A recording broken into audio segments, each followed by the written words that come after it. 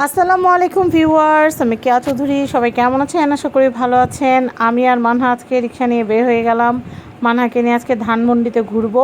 আর ধানমন্ডি কোথায় গেলে এরকম সুন্দর সুন্দর অ্যাকোরিয়ামের মাছ দেখা যায়, আপনারা কিন্তু কমেন্টে জানাবেন। আমি আর বললাম না, আপনারা কমেন্ট করলে বাকিরা জানতে পারবে। তো এখন মানহাকে নিয়ে যে ঘোরাঘুরি করতে গেলাম, মানহার বাবাকে ছাড়া তো আর মানহাকে নিয়ে ঘোরাঘুরি করা যায় না। যার জন্য আমরা মানহার বাবাকে ফোন দিয়ে দিলাম। মানহার বাবা শুটিং ফেলে চলে আসলো মেয়ে আর মেয়ের মার সাথে ঘুরতে। তো যাই হোক, মানহামণিকে হাত ধরে হাঁটছে আর আমি পিছনে পিছনে হাঁটছি। এখন আর তার আমার হাত ধরে হাঁটার প্রয়োজন পড়ে না, কারণ তার মেয়ে থাকলে তার আর কাউকে লাগে না। তো যাই হোক, মানহামণিকে নিয়ে ধানমন্ডি লেকের ধারে আমরা এখন একটুখানি বিনোদন করব, খাওয়া দাওয়া খাবো, মেয়েকে নিয়ে ঘুরবো, তারপর মেয়েকে বলবো এটা ধানমন্ডি লেক। তো মানহামণি ডানে বায়ে তাকায় দেখে সব জোড়ায় জোড়ায় বসে আছে, ফ্রেন্ড সার্কেলরা বসে আছে। একমাত্র মানহামণি শুধুমাত্র আব্বু আম্মুর সাথে গেছে, কারণ ওর তো আব্বু আম্মুই বন্ধু, আব্বু আম্মুই বান্ধবী, আব্বু আম্মুই ফ্রেন্ডস, আব্বু আম্মুই সব। বড় হইলে হয়তো কারোর সাথে যাবে, কিন্তু এখন তো আমাদের সাথেই যাবে। তো যাই হোক, গেলাম। ও পরিবেশ পরিস্থিতি বুঝতেছে, একটু একটু বড় হইতেছে। একটু একটু বিকালবেলা যদি ঘুরতে না নিয়ে যায় তাহলে তো মনটা আনচান করবে, যেহেতু 3,000 বয়স, মাত্র ক্লাস 5-এ পড়ে। তো যাই হোক, এখন আমি বসে বসে ভাব নিতেছি, আমি ছবি তুলতেছি। আমি কোনো জায়গায় গেলে আমার আমার মতো আমি চিল মুডে থাকি। কি হইলো না হলো আমার কিছু দেখার দরকার নাই, আমি কটা সুন্দর সুন্দর ছবি তুলবো, আমি ব্লগ করব। তো মানহার আব্বু বললো শুধু বসে থাকলে লোকজন দৌড়ানি দিবে, কিছু একটা অর্ডার দাও। তো আমি বললাম ঠিক আছে, আগে 1 প্লেট ফুচকা নেই। ফার্মের মুরগিরে খাওয়া দেয় যে বাটিতে, আমাদেরকে সেই বাটিতে করে ফুচকাই না দিল। এই প্লাস্টিকের বাটি দেখে মন মেজাজ খারাপ হয়ে গেছে। এই প্লাস্টিকের বাটি দেখে আর অন্য কোনো খাবার যে আমি অর্ডার দিব সেটা রুচিতে হইলো না। কিন্তু খাবারটা খারাপ ছিল না, খাবারটা ভালোই ছিল। কিন্তু কেন ফার্মের মুরগির বাটিতে আমাকে খাবার দিল? এরা তো পোলট্রি মুরগিরা এই ধরনের বাটিতে খাবার খায়, এখানে খানা দেয় আর ওখানে একটু পানি দেয়। তো ওই যে পোলট্রি মুরগির বাটিতে আমাদেরকে ফুচকা দিল। আমি প্লাস্টিকের চামচ দিয়ে সুন্দর করে একটুখানি টক নিয়ে নিলাম, নিয়ে আমি মুখে দিলাম। নিজের মুরগি মনে হইতেছিল, অনেস্টলি নিজের ফার্মের মুরগি মনে হইতেছিল, যে ফার্মের মুরগির পোলট্রি ওই যে খামারের মধ্যে যেগুলোতে খাওয়া দেয় ওরকম বাটিতে খাওয়া দিছে, আর আমি হলাম মুরগি। তো যাই হোক, খায়া বললাম যে না আলহামদুলিল্লাহ ভালোই। কিন্তু মানহার আব্বু বারবার বলতেছিল লুচি অর্ডার দাও, একটুখানি যে কী যেন চাপ ছিল, ওখানে চাপ লুচি এগুলো পাওয়া যেতেছিলো। তা আমার বারবার বলতেছিল যে দুপুরে তো কিছু খাও নাই, তাইলে কিছু একটা অর্ডার দাও। তা আমি বাসা থেকে আলু, আমি আবার অনেক নবাব, আমি 1টা বাজে নাস্তা খাই, দুপুরে 1টা বাজে নাস্তা। সকাল যেই কটা উঠি না কেন, 5টা উঠলো, আমার দুপুরে 1টা বাজে নাস্তা খাওয়া লাগে। কোন দিন যে গ্যাস্ট্রিকে মরে জানলাই ভালো জানে। তো যাই হোক, তো আমি রুটি খেয়ে বেরিয়েছি, মা মেয়ে দুজনে রুটি ভাজি টাজি খেয়ে বেরিয়েছি, পেটে খিদা ছিল না। তো মানহার বউ বারবার বলতেছিল যে কিছু একটা খাও, কিছু একটা খাও। অনেকক্ষণ ধরে এখানে বসছি, গল্প গুজারি করতেছি। আমরা কিন্তু 3জন বাসায় হলরুমে বসেও আড্ডা মারতে পারি, ঘাটের মধ্যে বসেও আড্ডা মারতে পারি, বারান্দায় বসে আড্ডা মারতে পারি, ছাদেও আড্ডা মারতে পারি। কিন্তু না, আমাদের ধানমন্ডিতে আড্ডা মারতে হবে 3জনের। তো আমরা ধানমন্ডি যাওয়ার পরে ফুচকাটা একটু সময় নিয়ে গেলাম, যেন আমাদেরকে যাইতে কেন বলে। না ভাই, আপনার একটা ফুচকা নিয়ে এত সময় নিচ্ছেন কেন? খান, খেয়ে এখান থেকে দূর হন। যেন এটা বলতে না পারে, জন্য আমি আস্তে আস্তে খাচ্ছি। তো খাইতেছি পরে আমি মানহারা ভরে বলতেছি ফার্মের মুরগির বাটিতে আরেকটা ফুচকা খাও। এটা শোনার পর মানহার আব্বু রুচিও নষ্ট হয়ে গেল। তারপর মানহার আব্বু একটা ফুচকা রেখে দিল, আর ফুচকাটা চাল করে আমি খাওয়া ফেলাইলাম, বুঝছেন?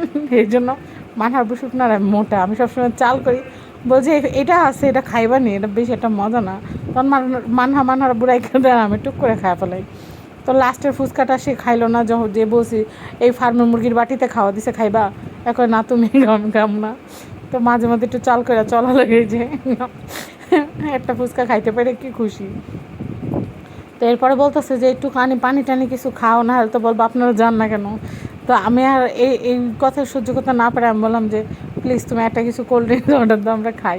তো আমরা বেশি কিছু নিলাম না, আমরা একটা কোল্ড ড্রিঙ্কসে আমরা 3জনে ভাগ করে খেলাম, কারণ আমরা অনেক মিতও ব্যয়ী, অপচয় করলে হবে না।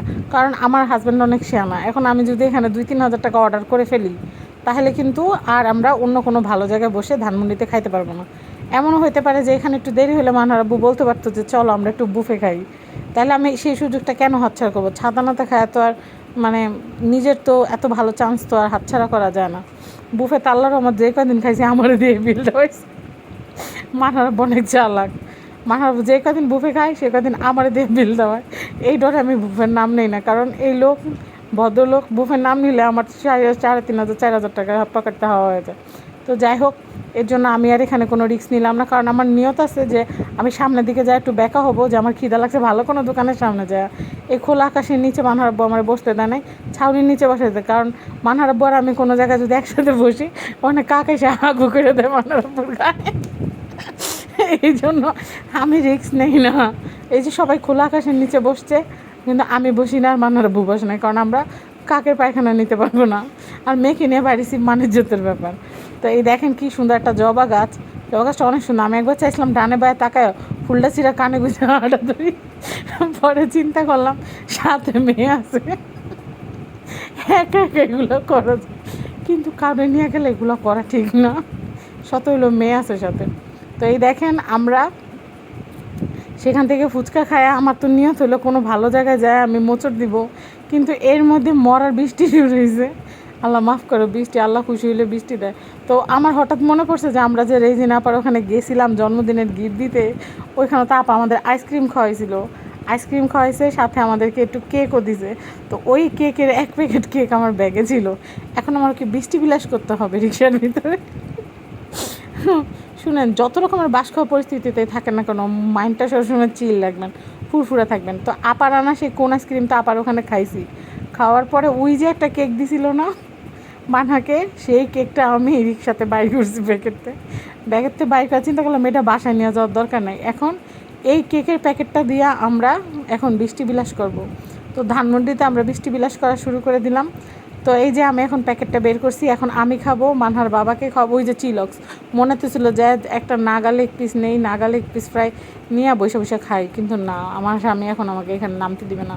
আর একদম ধুমসে বৃষ্টি, এখন আমি রিক্সার মধ্যে কেক বিলাস করছি, বৃষ্টি বিলাস করছি কেক দিয়ে।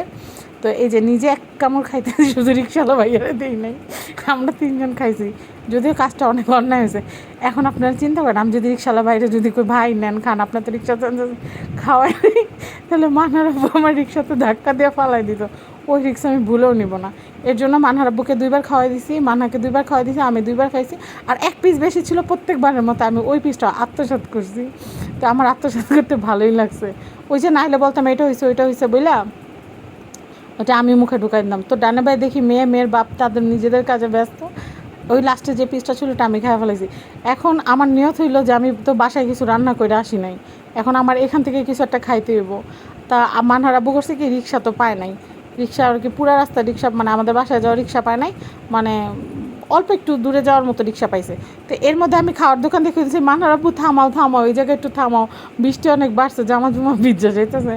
তো ভদ্রলোক ডিসমিস না পায় আর রিক্সাটা থামাইছে, আর রিক্সাটা থামানোর সাথে সাথে আমি বলছি ওই যে ডার্লিং পয়েন্ট, আমরা এখন খাবার খাবো এখানে। তো মানহার আব্বু ডিসমিস না পায় আমাদের ডার্লিং পয়েন্টে নিয়ে ঢুকলো। মানহার আব্বু জামা ভিজা গেছে, মানহার জামা ভিজা গেছে, আমার মাথা ভিজা গেছে, কী যে একটা অবস্থা।